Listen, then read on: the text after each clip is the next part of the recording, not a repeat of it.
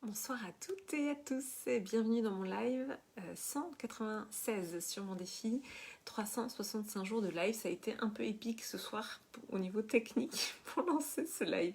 Mais voilà, finalement j'ai réussi. J'espère que vous allez bien, j'espère que vous avez passé une belle journée et une belle soirée. Donc je suis très contente de vous retrouver déjà parce que j'ai failli ne pas réussir à faire ce live. Et aussi parce que aujourd'hui, ce soir, j'avais envie de vous partager un sujet qui m'est cher. Qui est cette dimension d'énergie. Donc je suis Clémence Martin, la fondatrice de The Positive Place, et donc dans ces lives, je vous partage en effet cette partie invisible de l'iceberg. Coucou Marion, bienvenue dans ce live tardif, mais voilà, que j'ai finalement réussi à faire. Et donc dans ces lives, chaque jour, je vous partage une anecdote, une histoire, un enseignement. Et aujourd'hui, j'avais envie de vous parler de cette dimension d'énergie qui m'est chère parce que j'ai vraiment ressenti ce que c'était que de ne plus avoir d'énergie.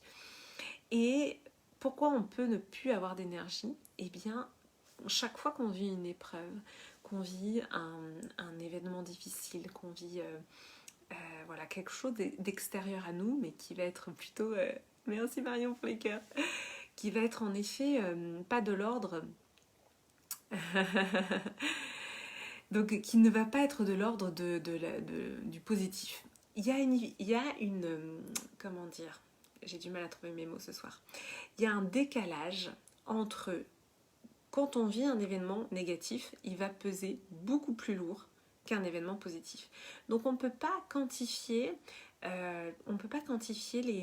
les événements, les choses que l'on fait, sans prendre en compte cette dimension d'énergie négative qui nous plombe. Moi, c'est vraiment quelque chose que j'ai vécu et ressenti dans les événements que j'ai vécus de ma vie qui ont été des événements négatifs. Je me sentais vidée, hein, vous voyez, on retrouve dans les mots se sentir vidé, se sentir sans énergie, se sentir à plat. Ça n'a pas le même coût énergétique, ça c'est vraiment quelque chose de très important à prendre en compte. Donc, on peut avoir le sentiment comme ça que finalement se séparer par exemple, ça prend autant d'énergie que finalement s'installer en couple. Je prends exprès en fait cet exemple là parce que justement ça n'a pas du tout la même valeur énergétique.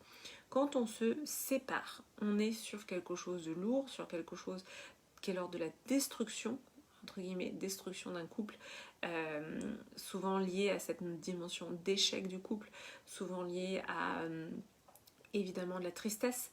Donc là, c'est un coût énergétique. Une séparation, c'est un coût énergétique beaucoup plus important que le fait d'emménager ensemble, où là, évidemment, on va être porté par l'élan, par l'enthousiasme, par le sentiment amoureux, voilà, par toutes sortes d'émotions positives. Ça paraît peut-être évident quand je vous le dis, mais en fait c'est important de le souligner, de le comprendre, parce que qu'est-ce qui se passe ? Moi, ce que j'ai vécu quand mes événements en fait me sont tombés dessus, c'est que j'étais à plat énergétiquement parlant, mais le reste du monde continue de vous demander d'avoir autant d'énergie que d'habitude.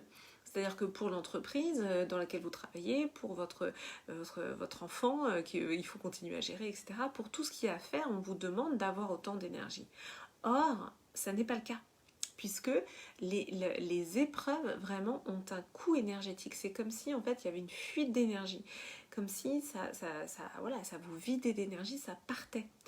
Et finalement, il y a aussi quelque chose de très culpabilisant quand on vit des événements comme ça difficiles dans nos vies, c'est que finalement la société peut un peu nous culpabiliser, c'est-à-dire que non seulement on vit quelque chose de très plombant, mais en plus on nous demande presque de repartir tout de suite, d'avoir de l'énergie tout de suite, etc. Donc c'est un peu, j'ai envie de dire, la double peine. Bon, je vous avais dit que mon installation c'était galère ce soir, donc c'est le cas. Voilà, catastrophe, tout est tombé. Donc j'ai récupéré in extremis, désolée, c'est un petit peu le drame ce soir. Donc je vais essayer de reposer le téléphone. Ma ring light en fait a rendu l'âme tout à l'heure. Bon, j'espère que vous êtes pas trop comme dans un bateau, que vous n'êtes pas trop déstabilisé par cette chute. Donc voilà, c'est important pour moi de passer ce message-là. Parce que quand on vit des événements difficiles, le coût énergétique est énorme et c'est important de le dire. Je suis désolée. Coucou Marie-Ange. Oui, ouais, je suis désolée, vous avez dû avoir peur, mais tout va bien. Tout va bien, voilà, je vais bien. Rien de grave, si ce n'est que ma ring light est complètement tombée. Ma ring light a chu. Voilà. Je suis désolée de vous avoir fait vivre ça. Pardon, ça me fait rire, mais voilà, tout va bien. Donc, ce que je voulais vous dire, je reprends le fil de mon propos. Quand on vit quelque chose de difficile, je vais avoir du mal parce que ça me fait rire.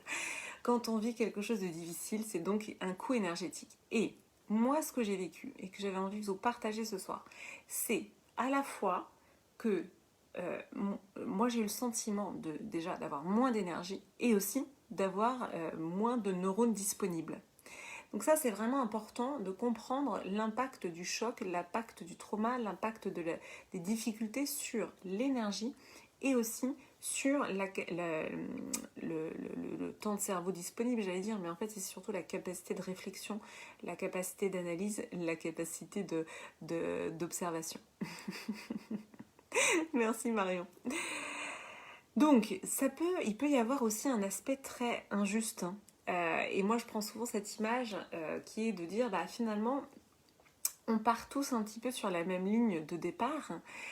Et puis, bah, sur notre route, on va vivre des événements potentiellement difficiles. Et eh bien, ça va nous ralentir. Alors, il y a un côté où, bah, justement, ça peut activer vraiment une blessure d'injustice et nous dire, bah oui, mais moi, je peux pas avancer aussi vite parce que j'ai vécu ça et j'ai vécu ça. Et c'est des propos, moi, c'est des boucles que j'ai beaucoup eues. Parce que bah, finalement je supportais mal de me sentir plus lente. Et finalement c'est ok. C'est ok parce que quand on vit des choses difficiles, eh bien on peut pas avoir le même rebond. C'est pas possible, ça prend un petit peu de temps. Ça prend du temps et en même temps rien n'est définitif. Et c'est le message d'espoir que j'ai envie de vous donner ce soir. Évidemment, rien n'est définitif et tout peut se guérir et tout peut se soigner et tout peut se réparer.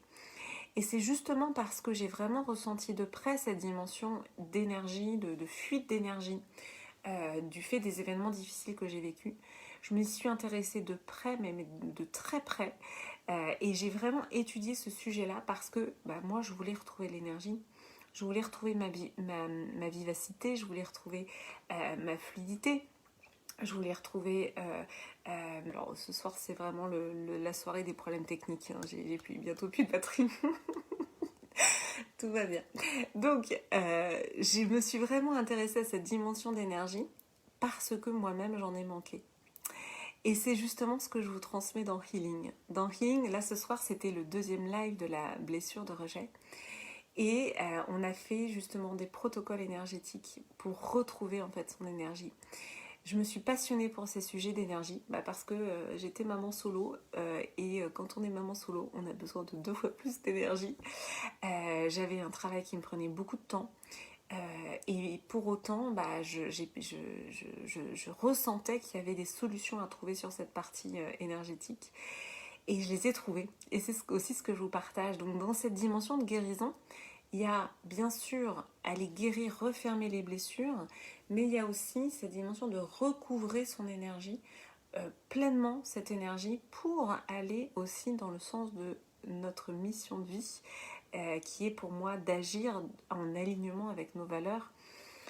Qu'on soit salarié ou entrepreneur, c'est pas une question simplement de créer son projet, hein, c'est vraiment d'être en alignement avec ses valeurs. Et c'est ça qui, pour moi, épanouit, c'est ça qui donne du sens hein, dans cette période de crise de sens que l'on vit. Eh bien, le sens, il est vraiment là. Merci pour les cœurs, Marion. Merci à vous tous qui êtes restés malgré le trauma du téléphone qui tombe. Voilà, je vous ai fait vivre un trauma ce soir, je suis vraiment désolée.